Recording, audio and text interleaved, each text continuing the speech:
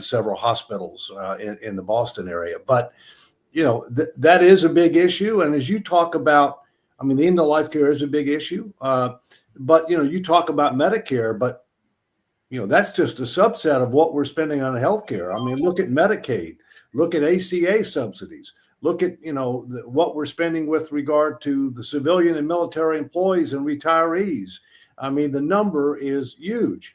One of the things that I think we need to focus on is we need to think about several things. One, we can't write a blank check for healthcare.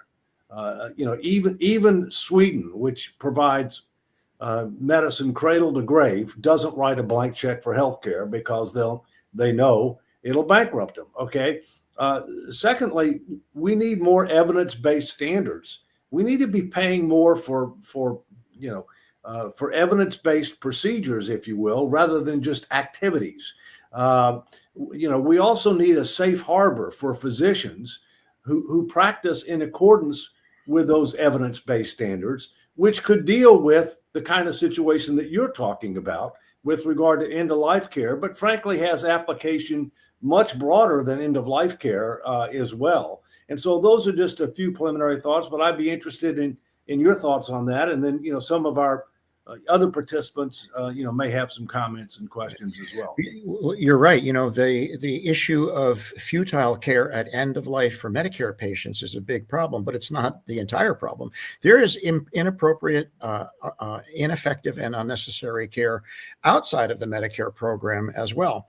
One of my jobs is I serve as a consultant to a health system in California, where I review prior authorization requests, and I have approval and denial authority over these requests. And I see a lot of requests for stuff that is just silly. For example, I saw one the other day. The doctor wasn't sure what was wrong with the patient, so the doctor ordered an MRI of the brain, an MRI of the neck, an MRI of the spine, just sort of like gunshot ordering things because they really don't know what's wrong and didn't take a good history or do a good physical. So there's a lot of that too. There's a lot of this is the only place in the world where a doctor will order an MRI for tennis elbow. Oh, gee. Yeah, well, I have tendonitis of my shoulder, which has been very, very frustrating, but that's a different issue. Yeah. So we do have a lot of, there's just a lot of ordering of unnecessary stuff. We see it all the time. Doctors who work on the payer side or supervising physicians. I've had roles where my job was to oversee hospitalist care. And, sometimes you can't tell, and you do end up ordering things that, I really didn't need that, but I just didn't know. But a lot of times it's just this like tendency to just check off boxes on the order sheet and order tons of stuff. And that gets really expensive, and that cost gets passed on because, reimbursement from Medicare and Medicaid for hospitals is often below cost. So that deficit is cost shifted onto commercial patients who pay more. That's why you have the $80 aspirin. Right. It's also where the uninsured can end up having to pay a lot more if at the same point in time, the number one cause of bankruptcy in the United States is healthcare costs. Yes. And there's a huge difference between what hospitals end up billing and what they get paid. I'll give you a personal experience. I had a terrible automobile accident last December, and I was lucky to walk away from it, as well as my wife.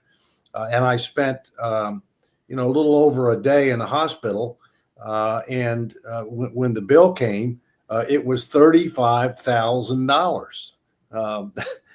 And so I wanted my healthcare insurance company to be able to determine what's reasonable and customary, and they chopped it down to a 4-figure number rather than a 5-figure number. And I'm still trying to get this resolved, and it's been almost a year. It's ridiculous. Well, you're talking my language. That's the life. That's where I've been in. That's the life I've been involved with for many years. No, you're right. That's how. So your hospital probably has operating losses on Medi-Cal or Medicaid and Medicare, and so they cost shift that onto the commercially insured patients. So it's a huge problem, and there's no one single bullet that will fix it. But I'm very passionate about the importance of having transparent and honest discussions with patients when they have a terminal diagnosis. Physicians don't like having that conversation. It's a very uncomfortable thing to sit with a patient and give them bad news like that. So they tend to not do it. And, the family will always encourage the patients to fight. Dad, you've got to fight it. And the patients are afraid, and no one ever talks to them about the fact that their condition really is terminal. And how do they want to spend their last days? Patients will tell you, if they're asked, that they don't want to spend their last days in an ICU attached to machinery. They would rather be at home with their loved ones. But they often don't get a chance to express that. And unless they have it written ahead of time in their healthcare directives, they're going to end up getting heroic care. And that's a lot of waste. We could reduce our federal budget considerably if we promoted palliative care and hospice care. Right. And I think advanced directives, there's no question that that's something that everybody ought to have. Okay. Yes. Combined with more education, combined with evidence-based standards. I mean, one of the things that I find, Doctor, is that, it takes three things for any system to be successful and sustainable, in my view. Number one, you have to have proper incentives that encourage people to do the right thing and discourage them from doing the wrong thing. Number two, you have to have adequate transparency to provide reasonable assurance that they will do the right thing, because a variety of parties are looking. And thirdly, you have to have appropriate accountability if they don't do the right thing, but also recognize and reward those who do the right thing. And guess what? For healthcare, for K through 12 education, for our immigration system, for our tax system, and I could go on, we're 0 for 3. As they say in baseball, that's a strikeout. So no wonder we got a problem. Yeah. You're right. It's funny. I am currently, for the past couple of years, I am an enrollee in a Kaiser Permanente Medicare Advantage plan, and it's got very low premium. It's a tightly managed HMO. I have to go through a primary care doctor, and I can only see Kaiser physicians at Kaiser facilities. A lot of people would have problems with that. I have no problem with it at all. The care I've received is excellent. In fact, I'm having a procedure on Wednesday that would normally cost about $50,000. It's going to cost me $2,000 because I'm getting it through the Kaiser system. I wasn't always a Kaiser patient. I've also been in commercial plans, Blue Cross plans, and so forth. And I can tell you that Kaiser has such good control of utilization that their value proposition is much greater. It's why they lead in Western markets, like in California and the West Coast. Kaiser is the dominant health plan because their value is so high. Their value equation is so high. Employers love it, and patients and doctors love Kaiser. But it's an HMO, and boy, it is tight utilization. You can't just go to any doctor and just get an MRI for tennis elbow. And of course, Kaiser's not everywhere. They're very That's prevalent in the West, but they're not everywhere. Yeah. Well, they tried it. They tried it in the Northeast, and they found that people did not buy into that sense of needing to be cost effective. I want it all kind of mentality. Well, and they also want their own physicians. There are challenges with regard to HMOs, and yes. And not all providers will take HMOs too. I mean, that's another issue that you have. Yeah. Yeah, we brought in a couple more panelists, Dr. Sharif Rana from Bangladesh and Jatovi McDuffie from Durham. He can probably give us a little perspective on what's going on in the other side of the world, in Asia. Dr. Sharif, how do they treat healthcare over where you're at? This is very interesting discussions, and I really like this healthcare program. Last year I was in Stanford University, and that time I do work with one of the interesting startup. It's called Amedis.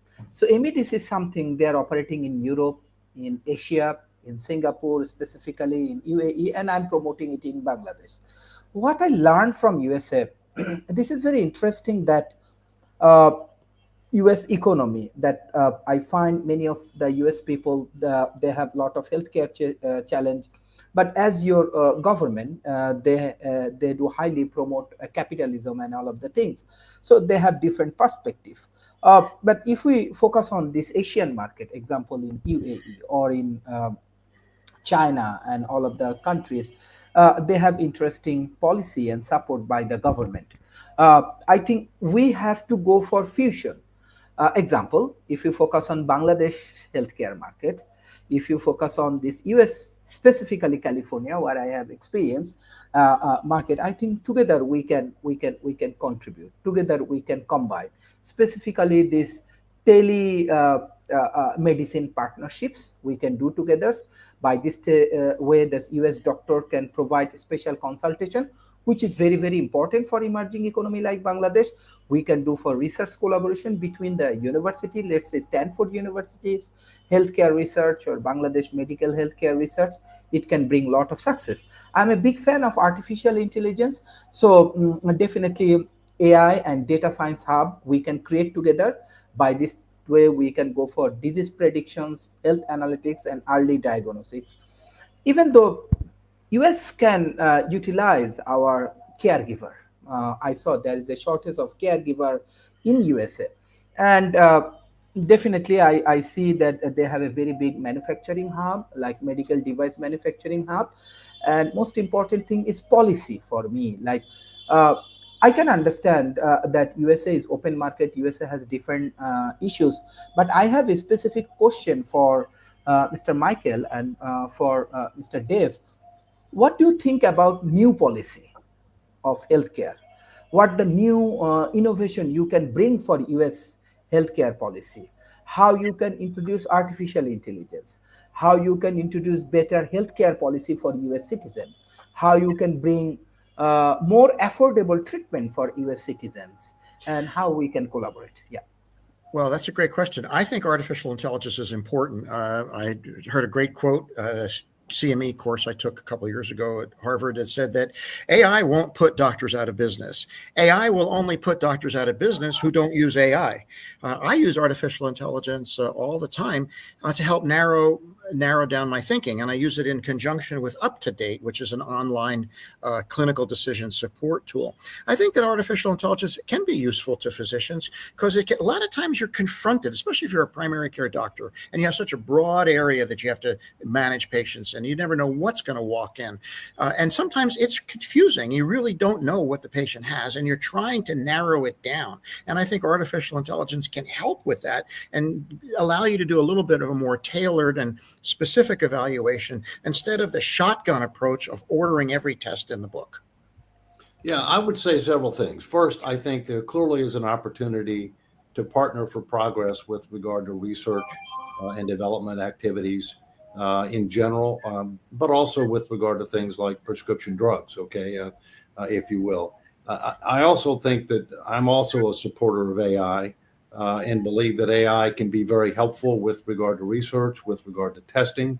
I also agree with the doctor that I think AI can be helpful with regard to physicians in trying to decide what to do and what not to do. And I think, quite frankly, if we move to an evidence-based approach, there's a big role for AI combined with, having some type of physician-based system that sets practice standards. It's not going to be done by the government. It needs to, might be approved by the government, but it needs to be done by physicians, and it can be enabled by AI, which is constantly updating, right? I mean, constantly updating. Mhm, mhm. I got a question for the doctor mostly. So in the previous hour, we were talking about how some teenagers used CRISPR to come up with a potential treatment for Lyme disease. So my question is, obviously CRISPR is going to lead to a lot of good stuff. Will it also lead to bad stuff where lunatics in their garages spend 10 grand on a home CRISPR kit and start making viruses that have and letting them go to for all sorts of crazy reasons? That's human nature. There's always going to people who are going to try to misuse whatever it is. I mean, look at social media today. Social media has the power to do wonderful things. It can unite the world, and we can all be in contact with another. It can also be a vehicle for disinformation. Foreign entities, foreign enemies using social media to misinform and disinform the American public and sway, the result of an election. So all of these things can be abused and used, and that's the $64,000 question, is how to manage that so that we don't we get the benefit of it without the adverse misuse of these technologies. Well, let me throw out a question that I'd like to get people's reaction to. Okay. When I did my nationwide fiscal responsibility tour in 2012, and by the way, I may be doing another one in 2026,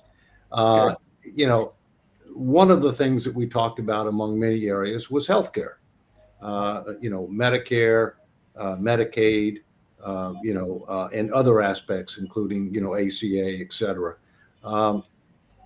One of the issues that I threw out there to get a reaction from people was what level of basic and essential healthcare should be universal. In other words, what should everybody have that is got the biggest risk pool, which is the entire population, okay, which is publicly financed, delivered, based on evidence-based standards with a budget, as we talked about. And I will tell you what people supported, but I'd be interested in your reaction to it, okay? What people supported is everybody wants as much health care as they can get it as long as somebody else is paying for it. That's called human nature, okay? And as the doctor said, do whatever it takes, keep fighting, keep fighting, keep fighting.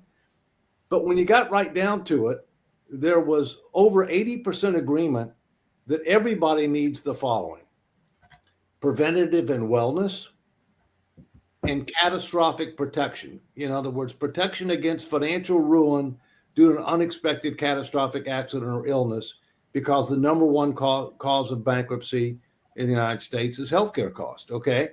Now, there was an acknowledgement that, that for the disabled and for veterans and, for, certain other groups that you need, and for the poor, you might need to do more. But for a vast majority of the population, that's what we need to have universally available. And I'd like a reaction for some people on that, including the doctor. Doctor first. Well, someone else. I don't want to dominate, so someone else. No, just really quickly, and I think that I brought this up to Nick and everything. I had a coworker last year that had, or maybe it was early this year, but it had a major health situation and everything along those lines. Basically, he had what amounted to a stroke and all along those lines. And I think that when he got his bill, I'm surprised he didn't have a second stroke, because I think that the bill came up to something like $400,000 or something like that. Now, of course, this was he didn't have to pay that much. Eventually, the cost came much further down and everything like that. But the initial bill that came from the doctors, because he was in a coma and a number of other things, was probably close to, as I recall him telling me, $400,000. And like I said, I was surprised when he told me that figure, because I was just his friend. I almost fainted just at that number and everything like that. So that comes to your point about catastrophic situations and people wanting to be in that situation. I think it was closer to maybe a eighth of that is what he wound up having to pay and everything like along those lines, but it's still paying, even though that's not necessarily the kind of money that he makes, because he's in the nonprofit art world and all along those lines. But I would think, and then I'll let others speak as well, that I would think most people would want very basic health care and everything like that, and they would want that to be available to all. I know that that's what a lot of people think about, even when they think about Canada and other places. So I'm thinking in my mind that if you could be able to have, and it might be what you're talking about, Dave, the standard physical and the standard dental care and the other kind of like standard cares like that, that's what people want to be able to have at either cheap or free and all along those lines, just to be able to afford those, because those can be very expensive. As we know, there's nothing free. It's a matter of how much and who pays. But Rick, go ahead. And then, I think we need enough basic medical care that people don't start building guillotines like the French Revolution. If we hear that the tech bros are living to 120 and everybody else is passing away in their 70s, people are going to be pissed off. And I think it's a moving target. In the next couple of years, we're going to start seeing resistant pig kidneys grown in pigs under CRISPR that don't get rejected as much, that you might be able to get a pig kidney that'll give you 2 years of service before your body decides to get rid of it, which might give you time to get a human kidney. But that's not going to be cheap. That would be, health insurance companies aren't going to pay for pig kidneys at first.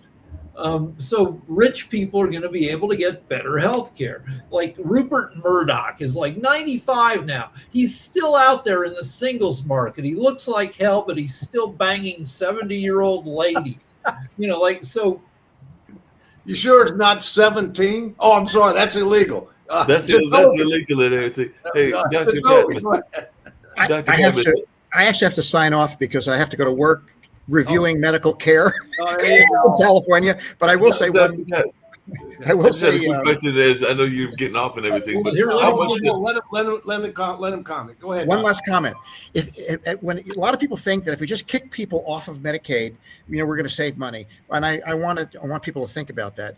Imagine, everybody needs basic health care. Imagine a diabetic patient. You're managing that patient every week. You see them in the office, adjusting their insulin and so forth to keep them out of the hospital. You take away their medical care, and in a matter of weeks, their blood sugar is going to be 600. They're going to be in the ICU with ketoacidosis, which is a lot more expensive.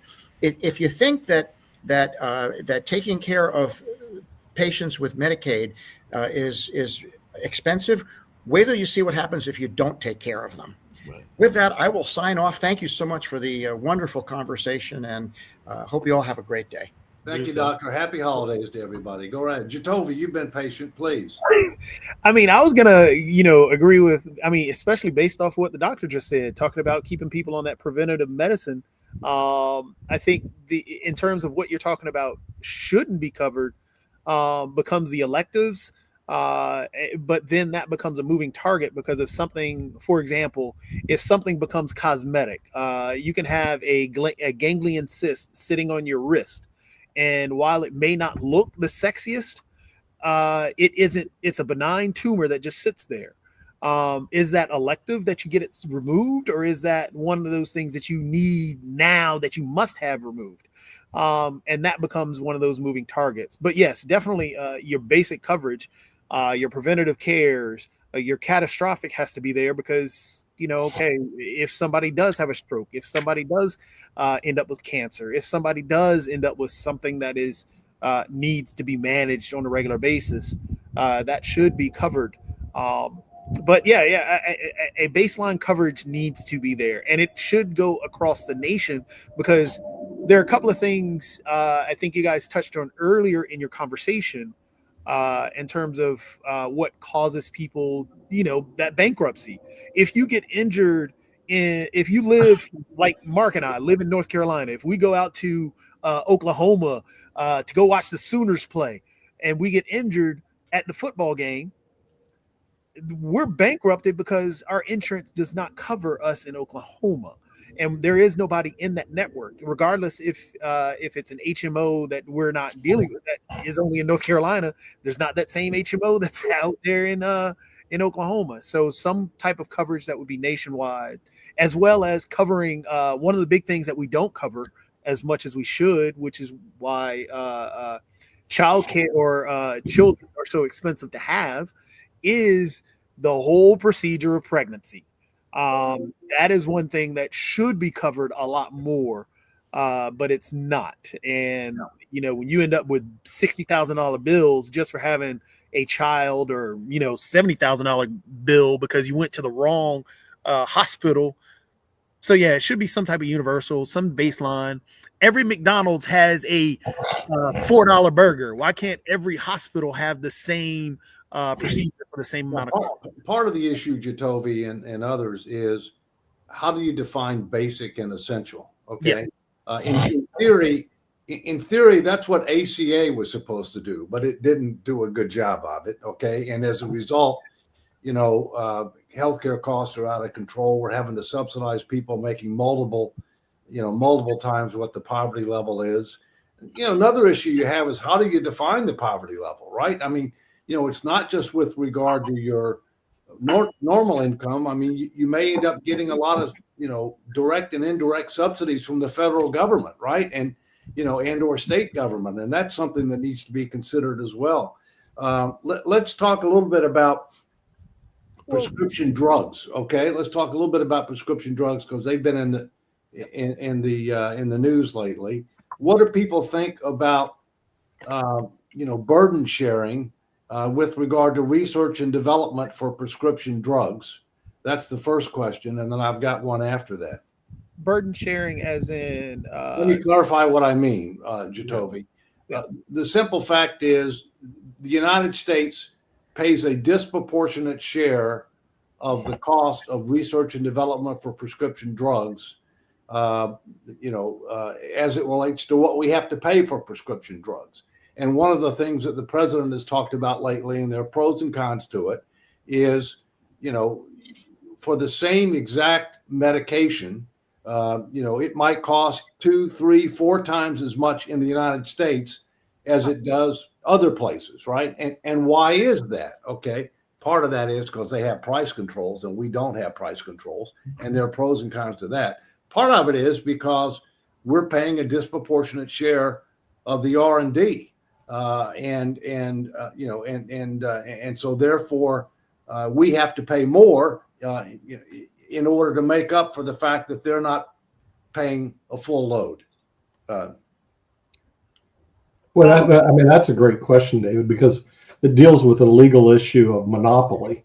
I mean, if you think about the prescription drugs, they have a legal monopoly. That's the only reason they can exist in this fashion. And capitalism is supposed to be, the buyer and seller, free exchange, all this other stuff. Well, yeah, but it gets thrown out the door when it comes to prescription drugs, because in a prescription drug situation, what happens is that the state basically grants a monopoly to the inventor of the drug. So then they can charge, which is what they do, monopolistic prices, as opposed to a fair market value price.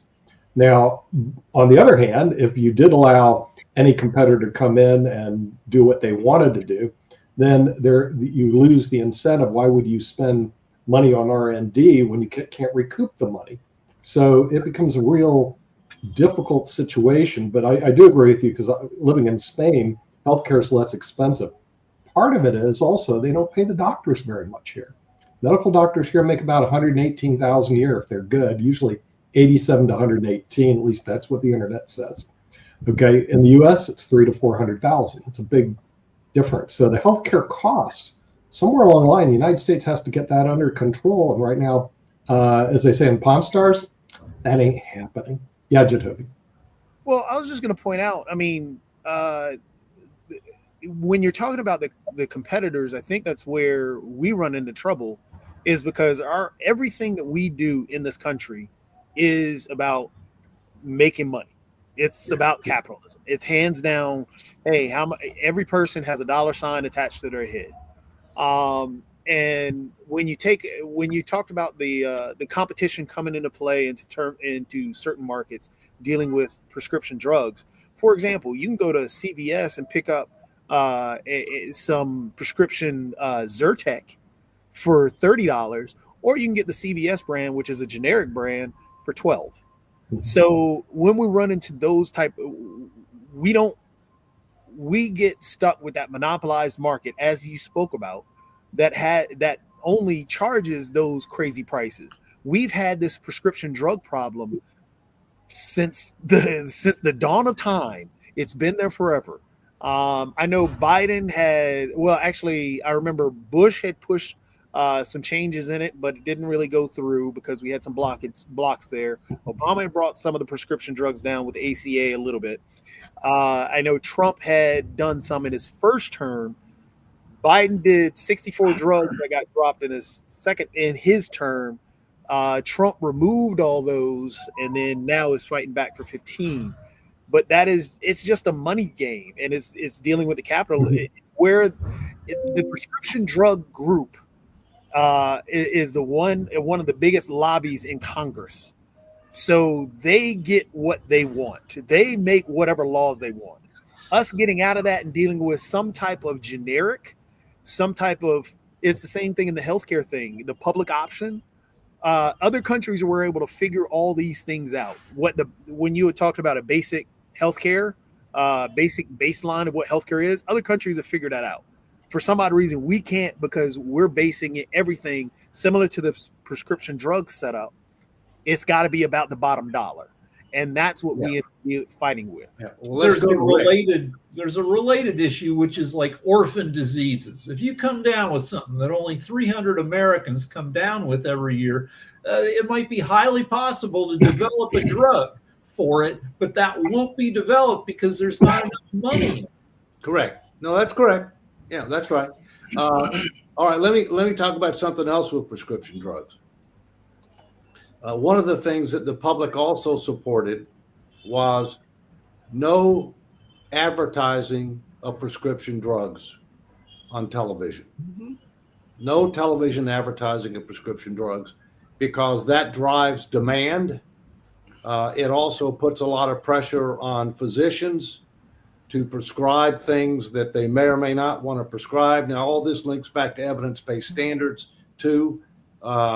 Now, one of the challenges with that, but I'd like a reaction, is advertising for prescription drugs is either number one or number two in revenue, and we've been talking about show me the money, okay, for television.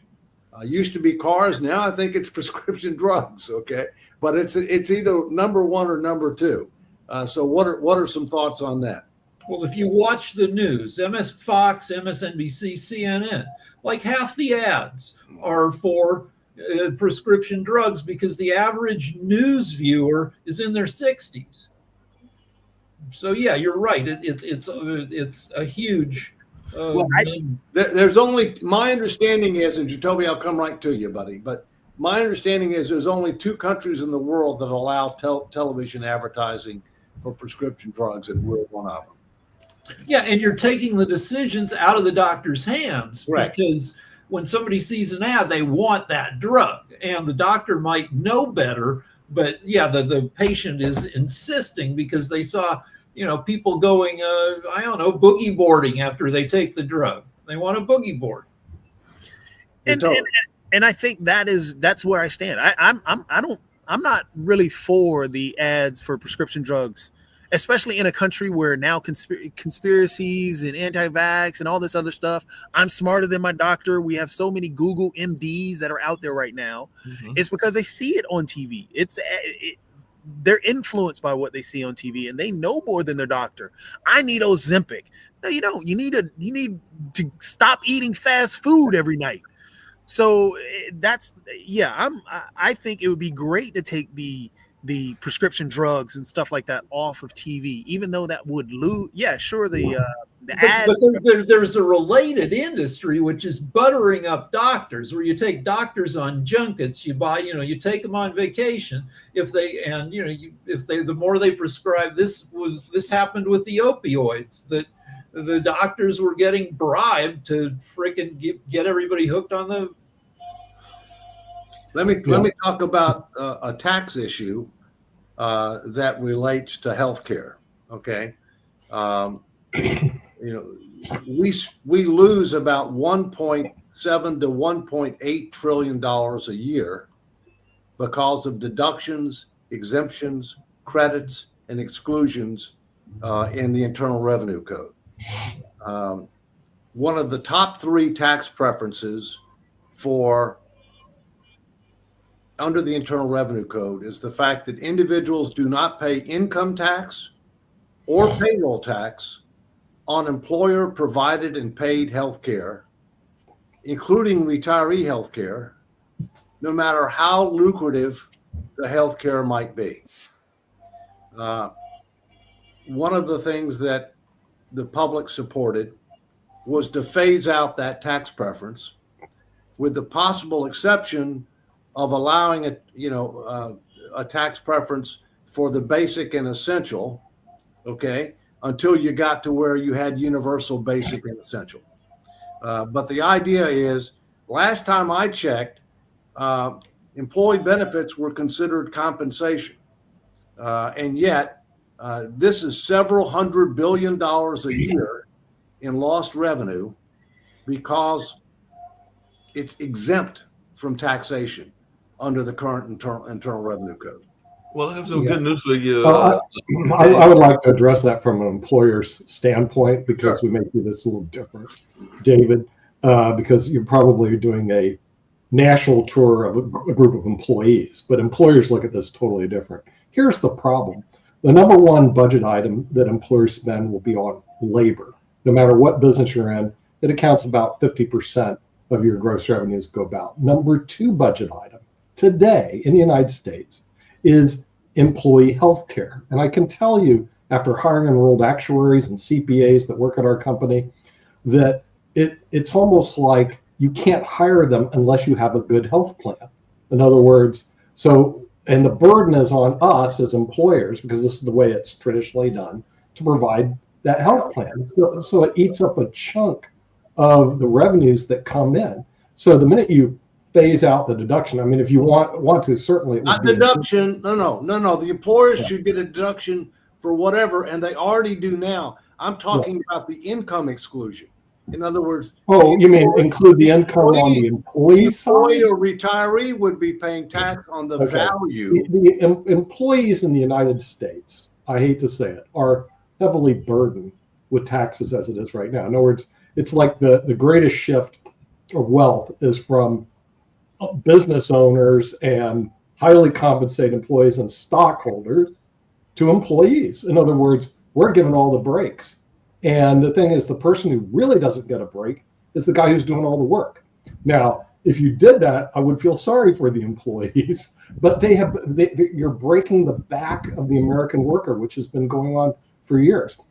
Why don't we tax the people that I work with, the people that are ultra high net worth individuals? Why are they always given no question? I just don't get it. The thing is, high income taxpayers free breaks. And if you saw what's happened in the last 10 years, if you're a high net worth person, you're in the top 1%, you accumulated more money during the growth. You took almost 70, 80% of the growth in the last 10 years, and only like 2% went to the workers. So why don't we address the people that are the winners, the guys that are like these football contracts have been following? Alex Golesh leaves South Florida because he's only making $1.5 million, because he can make $7 million over at Auburn and sign a $35 million contract. And everybody goes, hey, that's fine. It's not fine. This is going on all over the country. If you win the lottery, you're super rich and everybody's clapping for you. And all the workers, forget it. Well, here's what I would say. I would like the burden placed on these people, maybe going back to what Eisenhower did, and put a 90% tax on this stuff. Because here's what I would say. Today's session is about healthcare, and I'm happy to have a separate section that talks about taxes. Okay. There's no question that we need comprehensive tax reform because it fails the 3 tests of sustainability as well. Bottom line is, I think we need more people paying something and the wealthy to pay more. That's the bottom line. Okay. But that's a separate topic. Okay.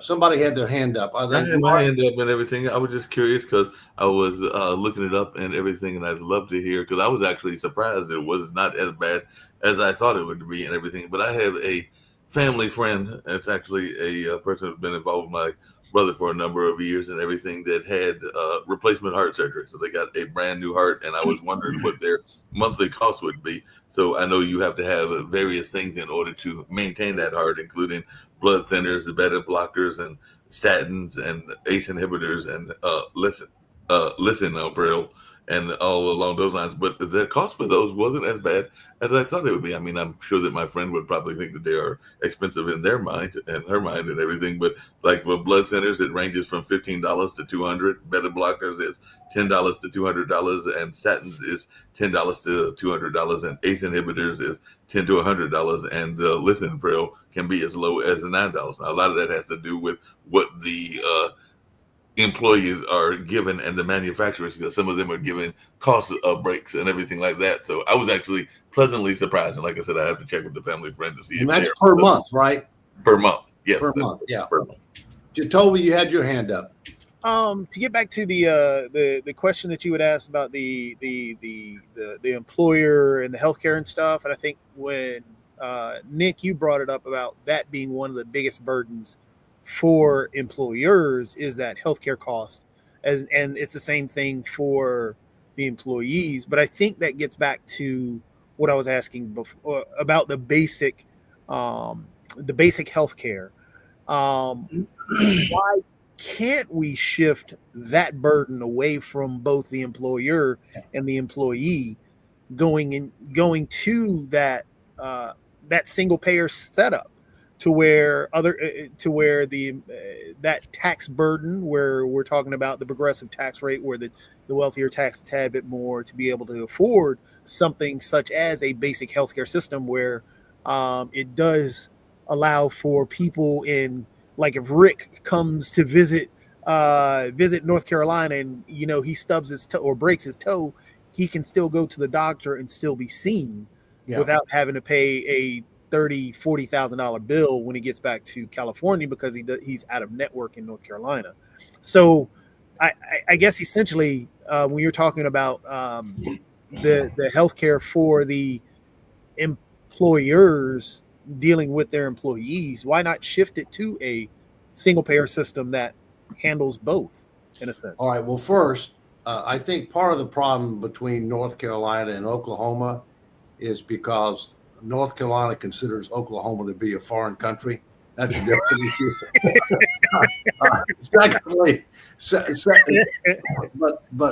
But more seriously, here's what the concept is, and it has an impact on a variety of parties, including employers, including employees, including the government. All right. The idea is we would define what a basic and essential level of coverage is, which would be preventative, wellness, and catastrophic. Catastrophic would vary based upon your income. All right.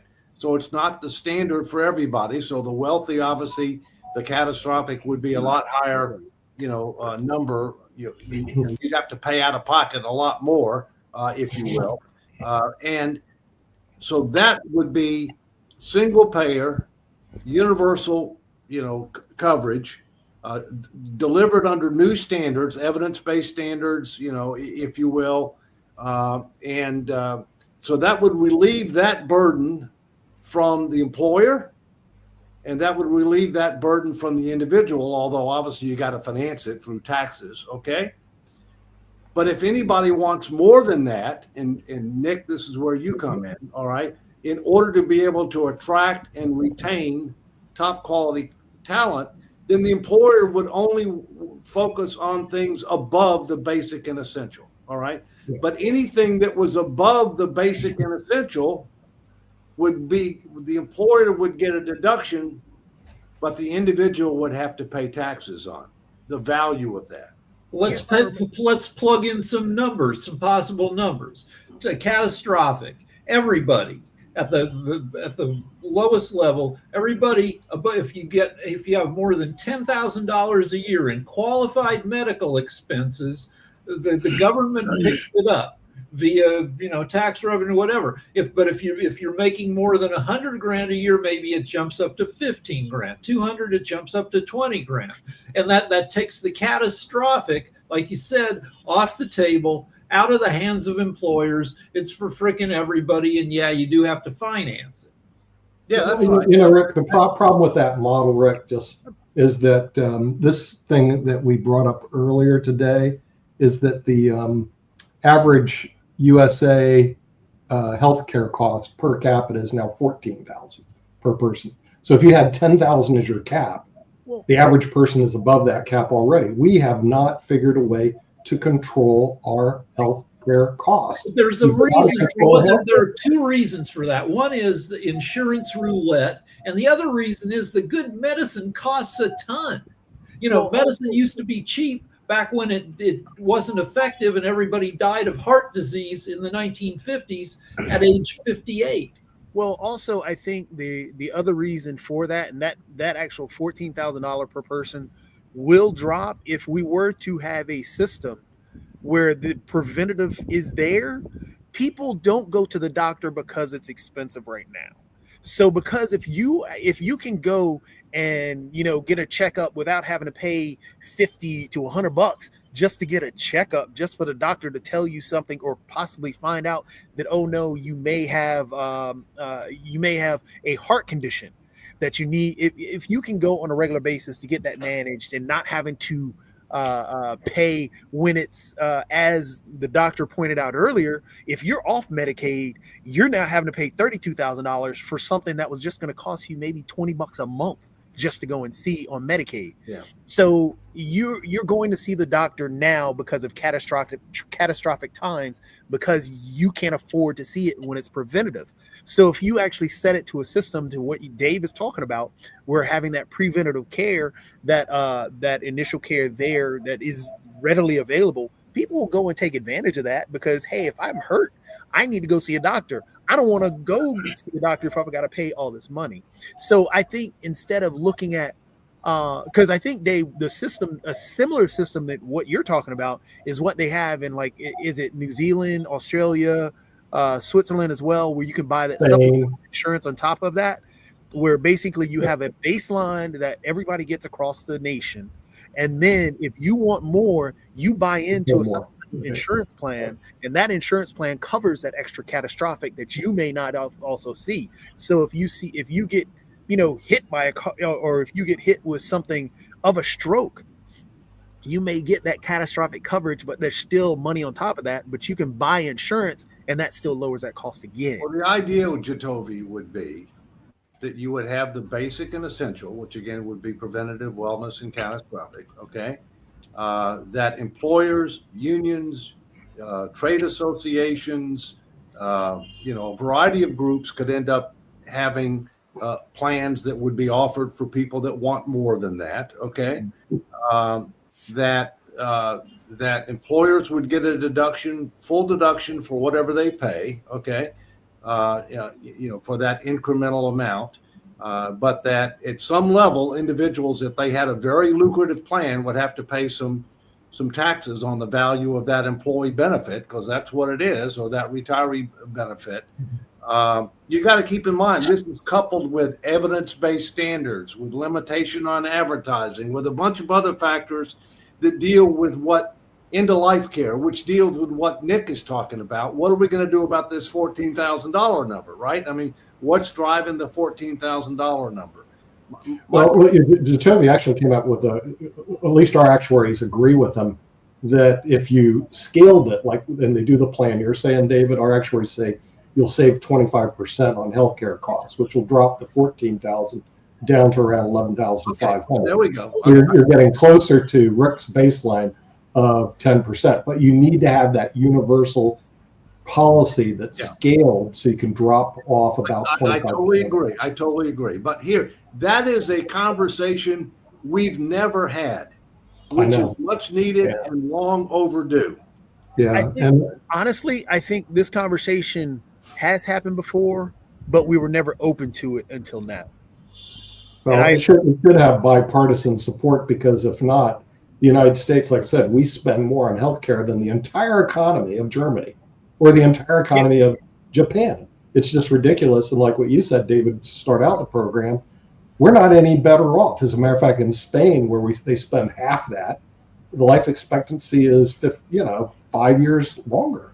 So you're spending a lot of money for what is the real question. But like what Jatovi said, you're right. You guys, if you just adopt one policy, catastrophic and basic, that will cut the healthcare cost 25%. Now all of a sudden you're getting close to 10,000 being catastrophic. Right now everybody's in catastrophic, which is not good. So it's very difficult. But David, also, I don't see anybody in Congress who's moving this direction to solve the problem, or they don't even bother to solve it. They're not even addressing it. But in fairness, Nick, Congress is a lag indicator. Don't look to Congress for leadership. Look to Congress for laggardship. Well, that part I will not debate you. I will have to agree with you wholeheartedly. And with that, we'd like to thank the Honorable David M. Walker, the former Comptroller General of the United States, special guest Michael Patmos, and our introductory course on healthcare in the United States. We'll see you next week on Economics with the Honorable David M. Walker. Take care. Bye-bye.